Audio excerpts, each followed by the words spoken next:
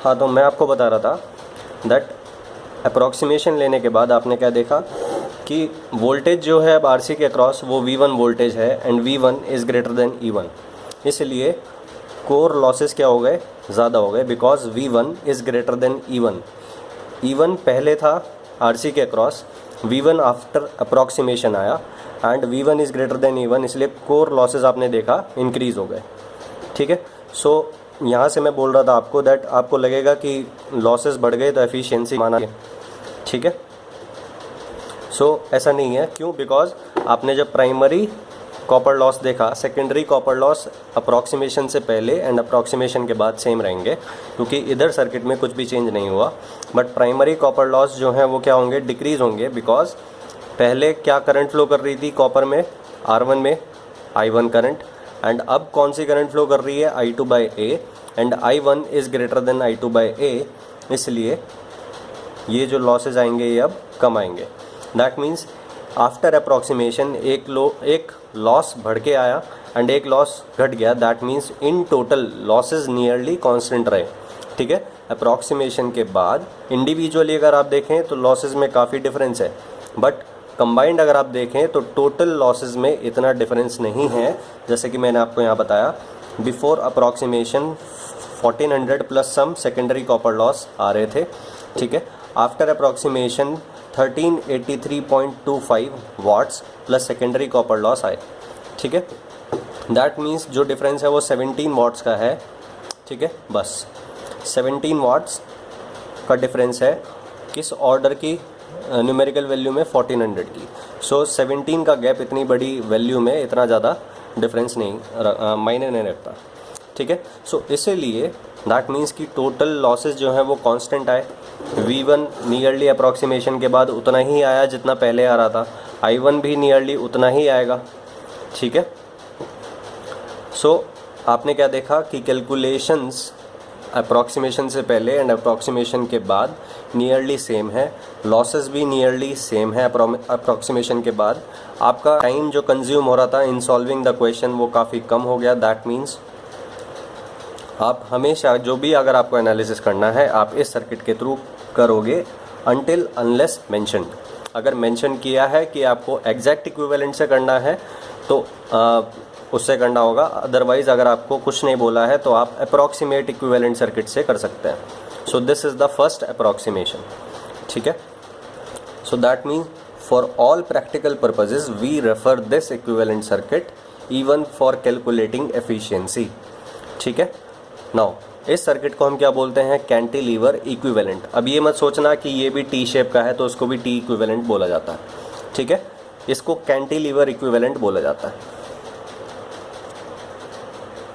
Now ये exact equivalent circuit में क्या था, first approximation. Now the second approximation is कि ये जो I0 है इसको, ये मुझे अभी भी पसंद नहीं आ रही। ठीक है, ये जो सर्किट है, ये जो सर्किट का पार्ट है ये मुझे पसंद नहीं आ रहा। That means second approximation is कि आप इसको ख़त्म कर दो, because I0 is a very small percentage of primary current. इसलिए मैं क्या करता हूँ, सेकंड अप्रॉक्सीमेशन में इसको ख़त्म कर देता हूँ। दैट मीन्स अब मेरे पास जो भी सर्किट है वो क्या है, मेरे पास सीरीज सर्किट है बस। ठीक है, इस तरह से आपका होगा, सेकेंडरी साइड पे आपका लोड लग जाएगा एंड दैट मीन्स ये प्लस माइनस क्या होगा, क्योंकि रेफर्ड सर्किट है V2 dash, this is I2 dash, इधर से जो करंट आता है that is I1। So I1 is equals to I2 dash होगा, बिकॉज यहाँ पे कोई करंट नहीं जा रहा। ठीक है, क्योंकि हमने मैग्नेटाइजिंग ब्रांच को ख़त्म कर दिया। यहाँ वोल्टेज आप क्या अप्लाई करते हो, V1, this is R1, this is X1, because this is refer to primary, इसलिए ये क्या होगा R2 डैश एंड होगा X2 डैश। इसको अगर आप टोटल करें, बिकॉज ये साइनोसॉइडल आप सोर्स लगाते हैं, इसलिए X1 को आप JX1 लिखोगे एंड इसको आप JX2 लिखोगे। दैट मीन्स ये क्या होगा, टोटल जो इम्पीडेंस होगा that is R1 plus JX1 ohms. ठीक है, इसको बोलते हैं आप Z1 एंड ये क्या हुआ, primary input impedance, primary impedance, primary input impedance, कुछ भी कह सकते हैं। ठीक है, and this is called secondary impedance referred to primary. R2 dash plus JX2 dash is equals to Z2 dash. Z2 means secondary impedance, dash refer to primary. Now अब मैं इस सर्किट में क्या करता हूँ, रेजिस्टेंसेस को कंबाइन कर देता हूँ एंड रिएक्टेंसेस को अलग कंबाइन कर देता हूँ। ठीक है, दैट मीन्स मैं इस तरह से करता हूँ, एक टोटल रेजिस्टेंस हो गया ये क्या, R1 plus R2 dash, because दोनों सीरीज़ में है, R1 प्लस R2 डैश, इसको बोलते हैं R इक्विवेलेंट 1।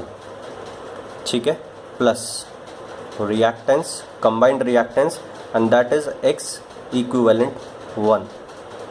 ठीक है, X इक्विवेलेंट 1। ये 1 का क्या मतलब है, that means equivalent resistance refer to the primary side, X equivalent 1 इस तरह से होता है। ठीक है, एंड फिर ये इधर से plus minus V2 dash and this is plus minus V1, इधर से आपका करंट क्या आएगा I1, इधर आपका करंट होगा I2 डैश। ठीक है, so this is the final circuit, R equivalent plus J X equivalent, ये आपका Z इक्विवेलेंट होगा।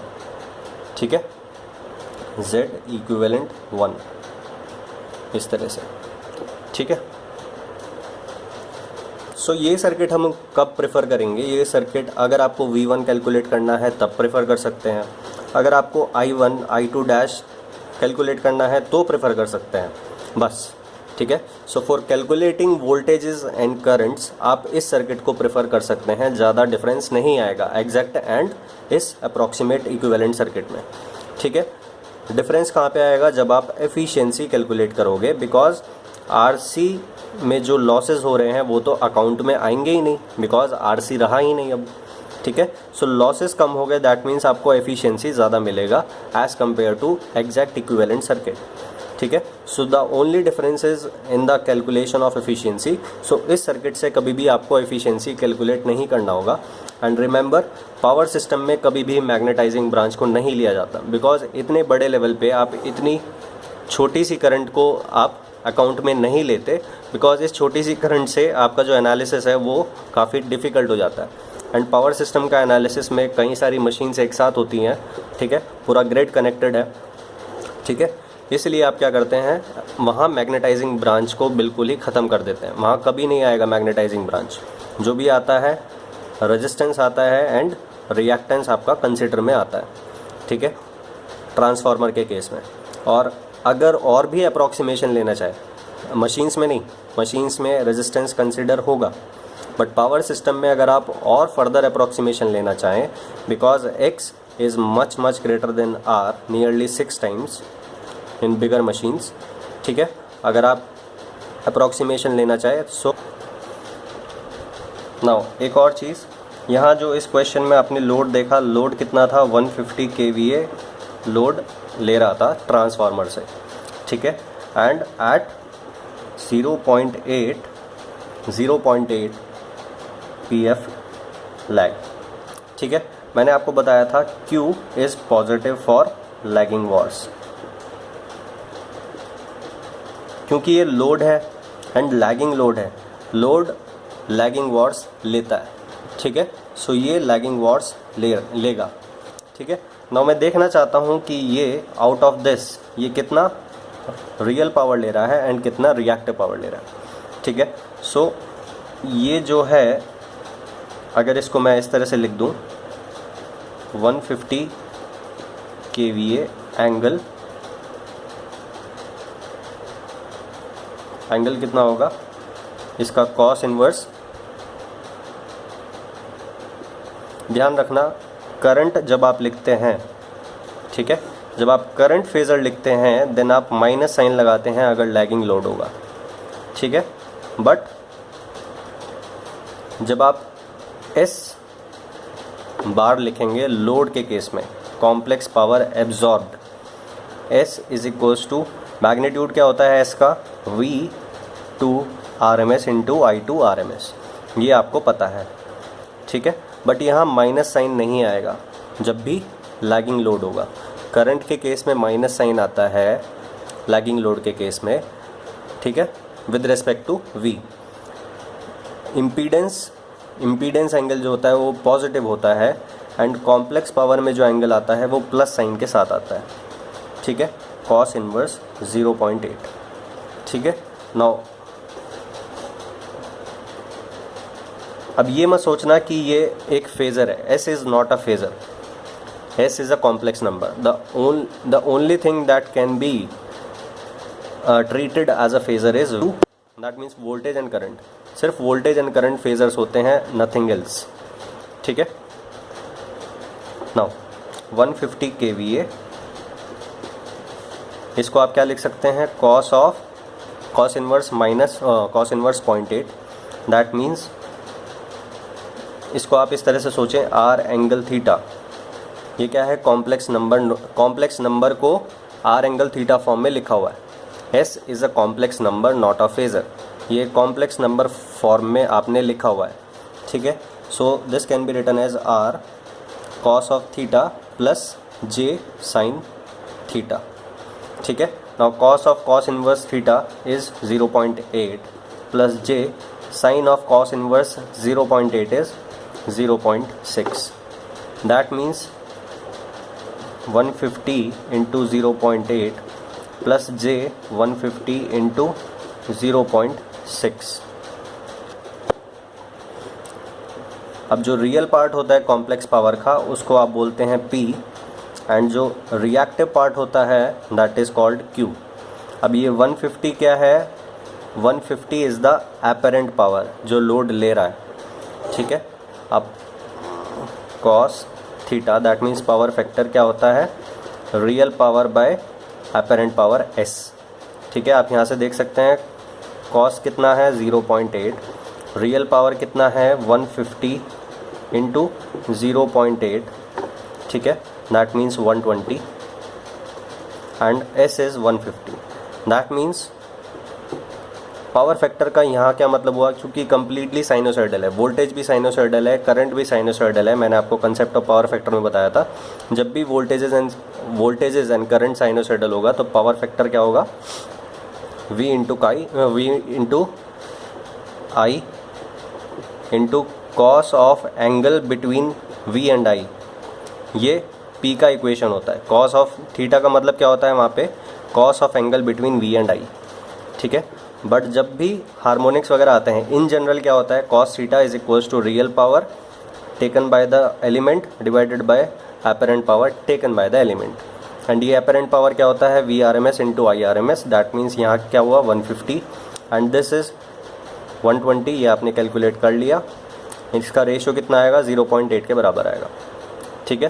सो दैट मीन्स 120 आउट ऑफ 150, ये जो रेशियो है दैट इज़ द पावर, ठीक है, रियल पावर, सॉरी ये तो पावर फैक्टर हुआ।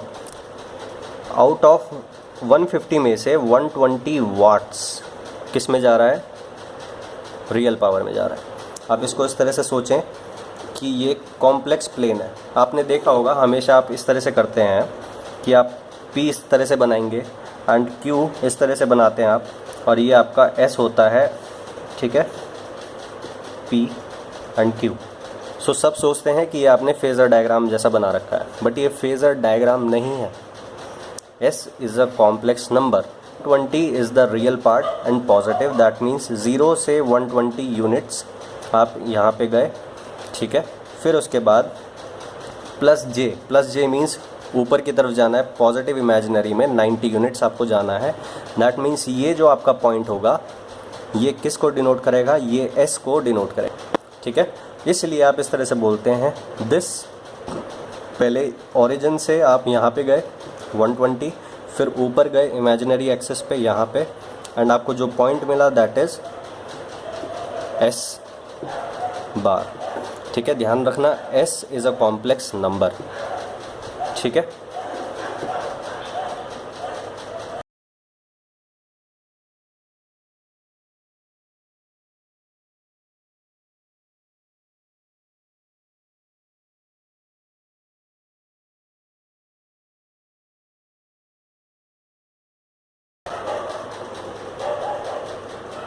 नाउ एक और चीज़ मैं आपको बता ही देता हूँ, S is equals to V2 I2 conjugate,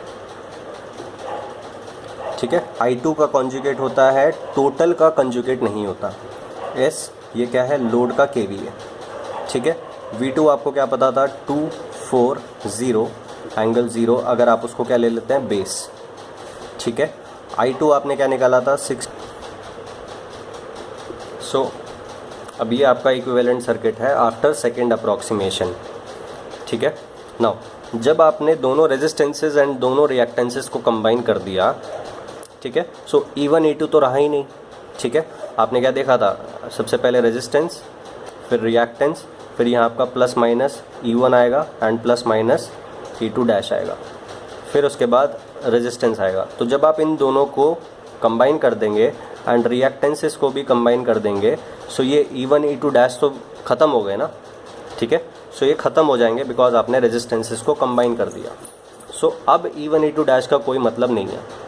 अब उसके बाद जो भी क्वांटिटीज़ हैं सबको आपको दिखाना होगा, this is I2 dash, this is I1, ठीक है। नाउ अब जो लोड है आपको मेंशन करना होगा। सपोज़ मैं अब क्या ड्रॉ करूँगा, phasor diagram, phasor diagram for lagging load, ठीक है। सपोज़ आपका वही सेम है, कॉस 0.8 PF लैग, ठीक है।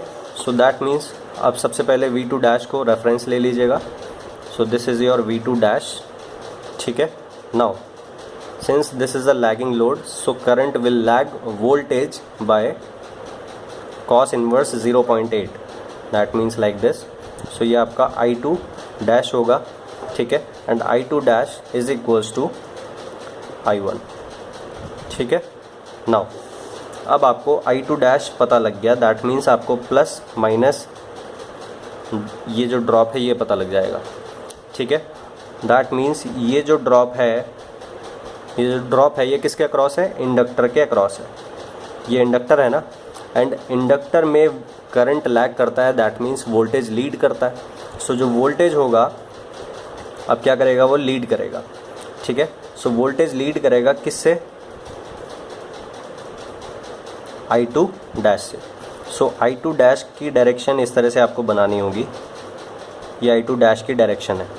I2 डैश के परपेंडिकुलर लीड कर रहा है, दैट मीन्स इस डायरेक्शन से, लीडिंग मीन्स इस डायरेक्शन में लीड कर रहा है, दैट मीन्स लाइक दिस।